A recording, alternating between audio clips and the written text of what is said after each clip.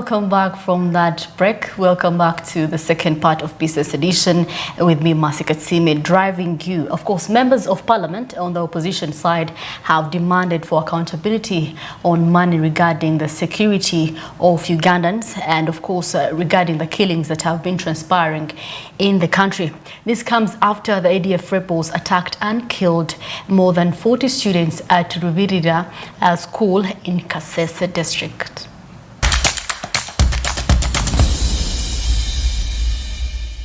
Security and guidance were granted more than 9 trillion shillings in the recently passed budget on top of a classified budget. Recent gun violence incidents and the recent terrorist attacks that took place at a secondary school in Kasese have both plagued the nation. According to opposition members of parliament, government should come out and account for the large sums of money that parliament allocates for security in the face of terrorist attacks. In the district we have people called DISO. We have GISO at Gombolola, we have PISO at the parish level, we have VISO at the village level. Several questions are being asked. Where were these people? How come that no explanation can be given whether they slept at job? We are wondering whether these people are being paid, and it is one of the areas where you should point your fingers and ask whether they are also pretending to be working, yet in actual sense are not working. You see in the budget, they get most of the country's share. They even has a classified budget. But when you look at the situation that is happening, you may think, what are they doing? Are they just there enjoying the taxpayers' money, or they are doing their role to protect Ugandans? What's the role of intelligence, crime intelligence in this country, with all the budget they have? The lawmakers say they have information that UPDF soldiers have gone 8 months without pay, and most of them have lost morale to do their jobs because the attacks in Kasese happened at a school which is just a few meters away from a police station and a UPDF brigade. 10 civilians killing pupils in schools, I think we really condemn this seriously. And if you look at Kasese matter, the killing took place very near the police stations, and the culprits and those who are acting in the killings, they took their time. They took their time. After the completion of the killings, the police now went, other security team now went, cording the place, pretending that they are very serious. Yet, those people, the attackers, we were told that they even threw something like bomb in one of the dormitories. And which arose a few weeks back about Somalia. These have called on government to compensate the families of Ugandans who lost their lives in the attacks. Similarly, we are questioning ourselves, and we want to caution government. This time to compensate the people of Kasese. The law provides that the commander-in-chief of the armed forces is Mr. Museveni. Many times when people lose life, he has been seen forwarding the so-called Mabugo. 5 million, 2 million, which even never reaches. We want compensation in accordance with the law, because these are Ugandans who lost life and they had the right to live. Government must compensate for their lives, but as well we must come up with an elaborate program of offering protection and to the citizens of this country, protecting and guarding our borders. Where possible, let's pay well our soldiers. We believe they have the capacity and capabilities, they have the neighboring training, but they need facilitation in terms of equipments. Similarly, the Speaker of Parliament, Anita Mong, has denounced acts of terrorism against innocent children and urged government to provide Parliament with a detailed explanation of what occurred, as well as possible next steps. This loss in the strongest terms, and such acts should be very unproductive, should be investigated, and the perpetrators should be brought to book. In the 10th Parliament, government borrowed over $104 million from Standard Chartered Bank to finance the national CCTV network expansion project. Over 300 billion shillings has so far been disbursed to police, but legislators have demanded that before more money is appropriated for Phase 3, they need accountability for the functionality of the present CCTV cameras in combating crime.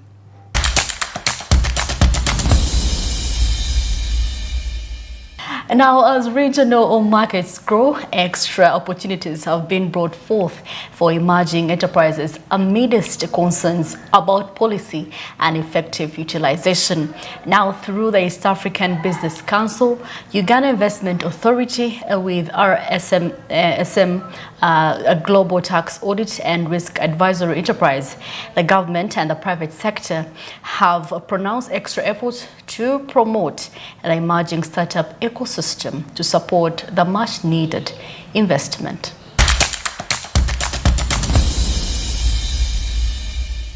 Over 2 million job opportunities across agriculture, services and technology, for instance, have been created by small and medium enterprises, and 718 businesses have started as of today.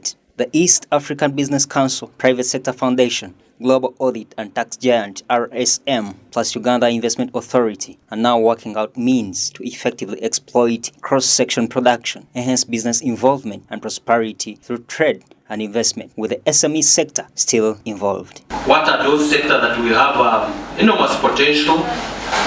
We'll be looking at a number of sectors where the region has both comparative and competitive advantage. Agriculture and agro-processing has been one of the sectors that has been identified. Two, the region is leading in terms of financial services, and that's why the banks are very keen to share their experience in terms of financial services. We've been also looking at the region positioning itself in terms of pharmaceutical related products. We'll be looking at the transport and the logistics, and also automotive sector that is also creating enormous jobs. The ratio of Uganda's public expenditure to gross development product is rated at 21% as of last year, and the broader tax base is a major consideration by the Revenue Authority. Global Audit, Tax, Risk Advisory and Consultation Entity, RSM, has in a similar development partnered with the East African Business Council to extend expert services to the growing private sector in face of the evolving compliance demands to the regional tax regime. You must be a compliant taxpayer. Educate yourself in what is required, particularly in where you lie. We have the presumptive tax for the small taxpayer. That also is there, but how many people know that? Very few know that. So let's first educate ourselves on what the regime and where you lie. Get yourself a tax consultant who will help you navigate the questions with respect to taxes. I do acknowledge that the taxes are high, particularly now that the digital economy is now beginning to take root in the country with the advent of technology. And of course, it's unfortunate that the taxes are heading that way, especially where our youth have been innovative in starting their businesses in those areas. So I do empathize with that. Emmanuel Wusulwa, a startup holder with School X that specifically targets digital administrative services to schools, admits the need for adequate capitalization, but with emphasis on special target sectors for innovation, despite underlying challenges. Capital is available, but we just don't know how to actually reach it. The entities that are giving out capital maybe are too locked up in a certain sector. Right now you find that most of the capital, a big percentage of it, more than maybe 60% of it, is going towards people in the energy sector, agribusiness, agro-processing, things like that. So when you come up with a service, you're not recognized. For example, some of us who are innovating in education, no one is looking into it. But if you innovate in health, everyone is like, oh my goodness, we need some of that. So also the sector in which you're innovating is key. It matters. So some sectors are blessed. Energy, renewable, sustainability, things like that are now thriving. Even health is doing well. According to Uganda Investment Authority, government is dedicated to enforcing skills among youth with provisions such as Uganda Industrial Research Institute on course and incubation centers, for instance. The move intends to emphasize youth and women-led businesses to thrive. We've heard about the business incubation centers. You know about the Uganda Industrial Research Institute. So I believe that youth in the region, I will not speak only for Uganda, and also women, should take advantage of all these initiatives. Uganda Investment Authority is not waiting for you at the end of the road. We are waiting for you right from the start. Inclusive policies for SMEs, supportive infrastructure, market awareness, and preparedness remain among the key elements for investment growth and uptake of numerous market openings, such as the Africa Continental Free Trade Area.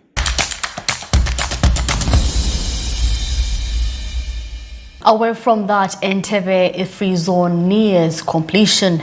The free zone, which was built within boundaries of the Entebbe International Airport, is on track to offer pre-made factory units, warehousing facilities and office space for investment focused on exports. And of course, once fully operationalized, it will add $4 million annually to the value of exports, while adding 200 direct employment and 600 indirect jobs to our citizens.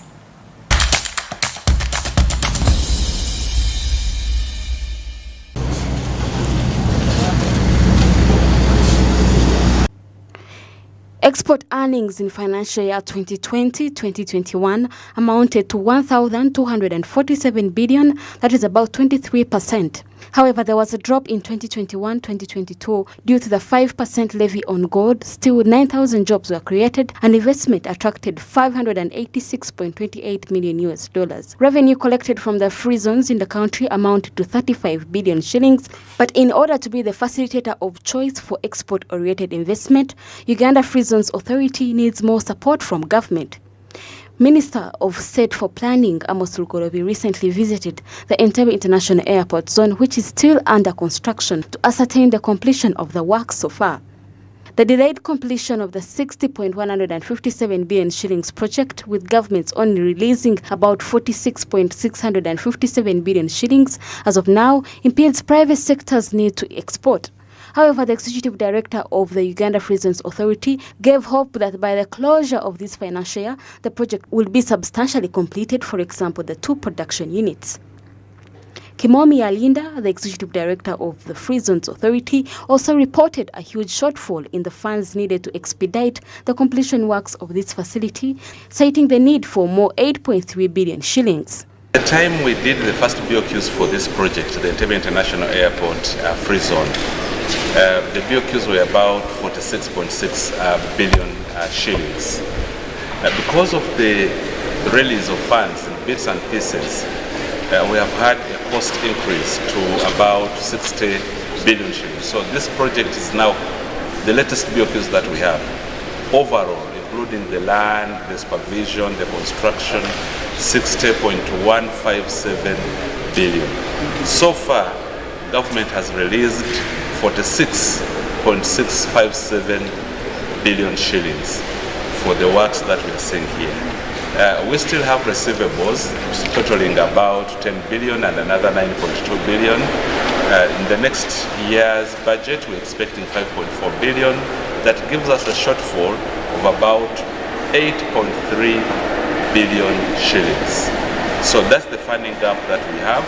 We are, as government, we are looking at how to mobilize those resources and complete this project within the next financial year.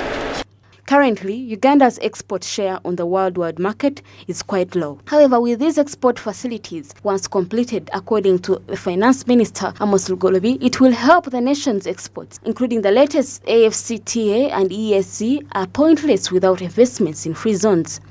He is confident that once finished, it will improve the nation's export and acknowledges the funds will be allocated. The stakeholders make sure that we are all on the same page, especially the policy makers, to understand that without boosting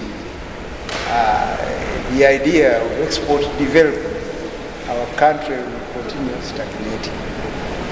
Our GDP will continue to be low, our income per capita will continue to be low, we shall be going nowhere.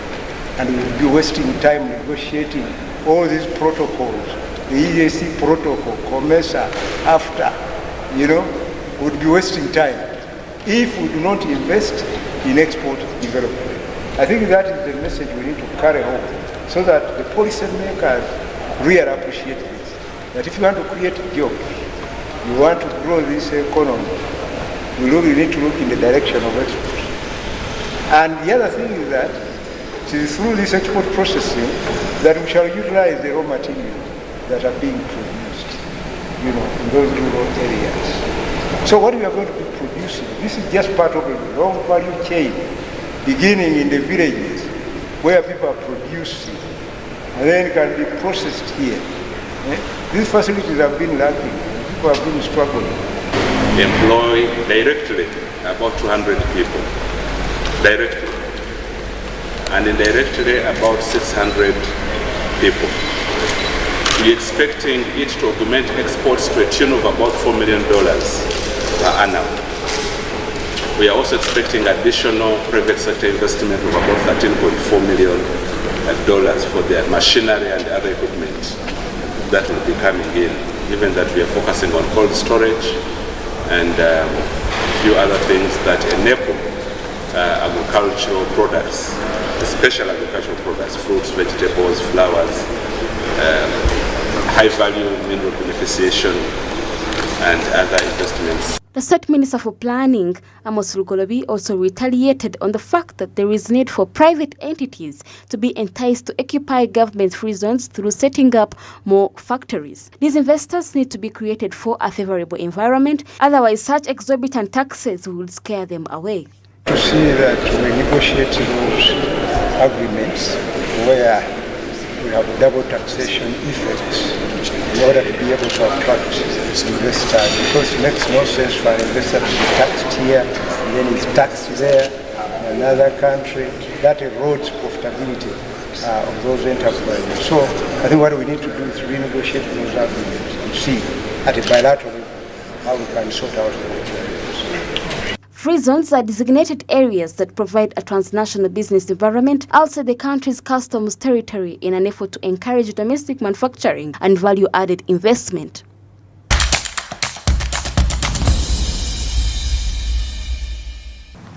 Well, that is a good initiative. As you see, 200 jobs are going to be given indirectly, and of course 600 given indirectly to the citizens of Uganda.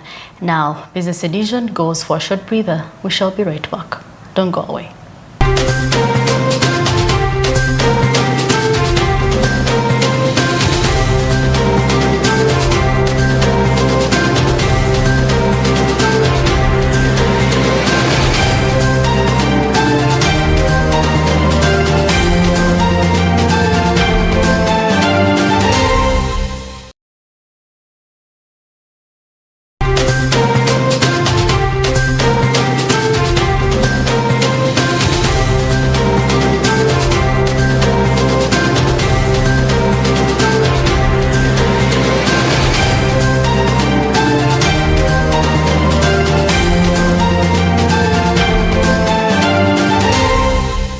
Welcome to our final part of Business Edition, and of course we're going to be looking a little bit at technology, and that is the AI-based infrastructure. With the support from key stakeholders, Uganda's potential to harness artificial intelligence through a strategic partnership intends to drive innovation, create sustainable solutions and empower development. Now, a partnership with the US-based tech giant IREX AI has launched to promote a secure investment to have involved in finance and agriculture, among other production sectors.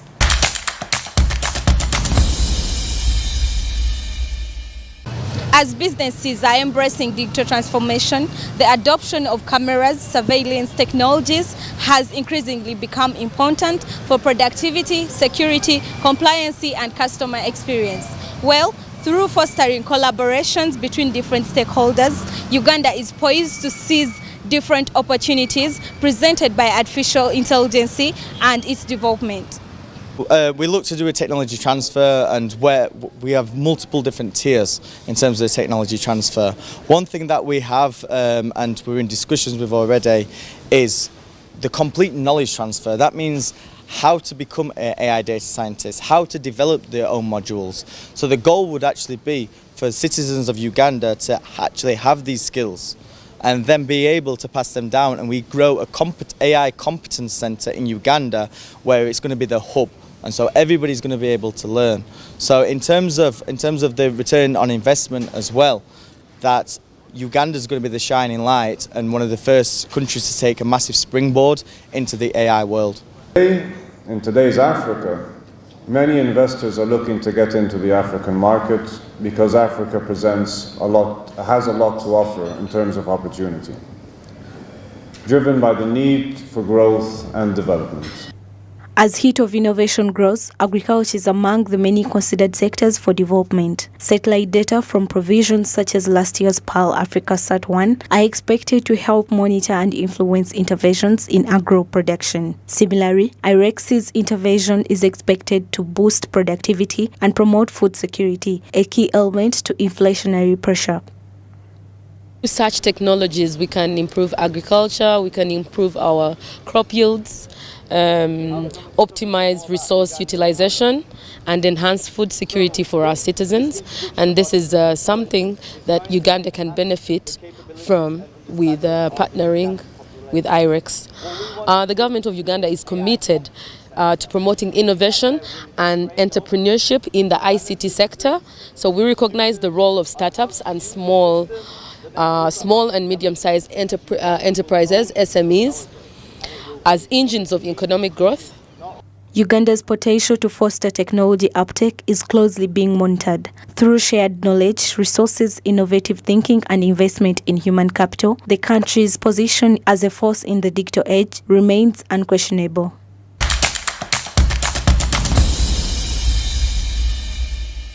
Well, as we wrap up this, let's look at the monetary policy reforms. The civil society organization have cautioned government over fiscal discipline and distress or a robust monetary policy system to reduce inflationary pressures. Now, they raised an alarm during a high-level dialogue where Finance Minister of State for General Duties, Henry Musasizi, highlighted government budget targets for 2023-2024 on this.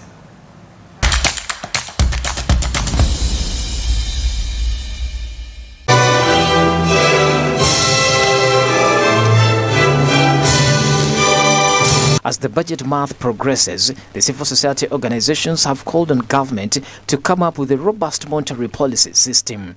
This system is established by the central bank, which controls the money supply, interest rate to meet macroeconomic goals, including inflation, consumption, growth, and liquidity. This was brought up at a high-level budget dialogue organized by Advocates Coalition for Development and Environment, which also urged government to consider climate financing in the wake of the Katonga Bridge scandal. For us to realize these opportunities, we must have a robust monetary policy system.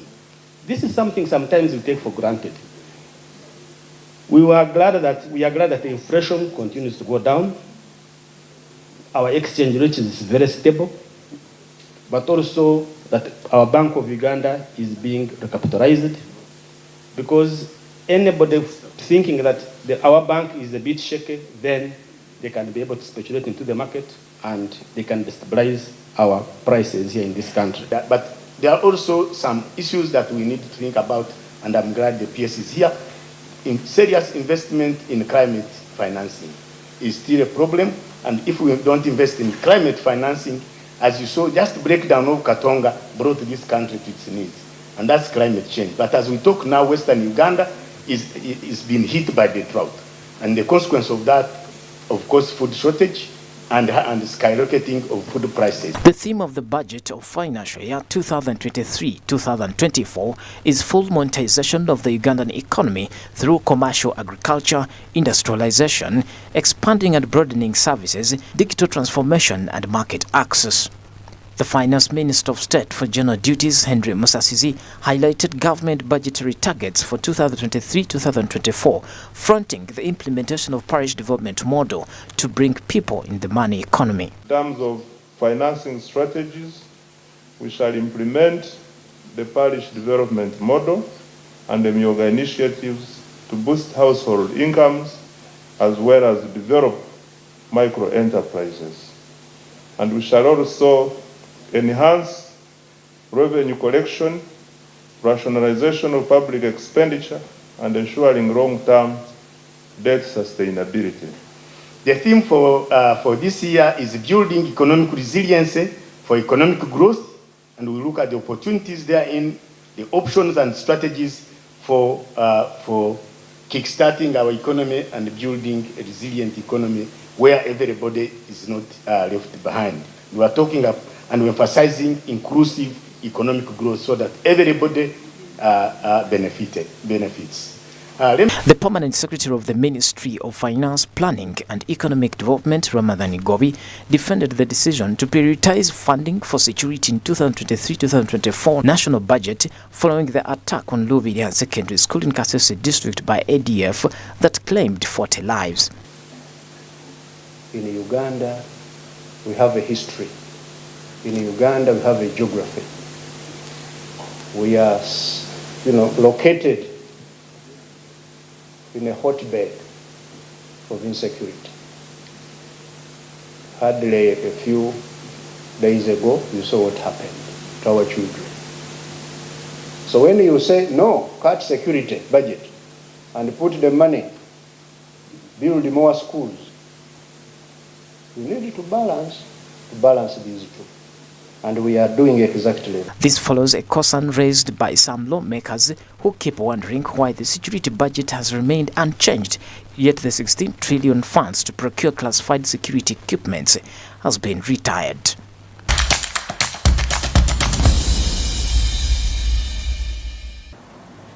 Well, that marks it for Business Edition tonight. My name is Masika Sime. Do care to join us, same place, same time. Have a good evening.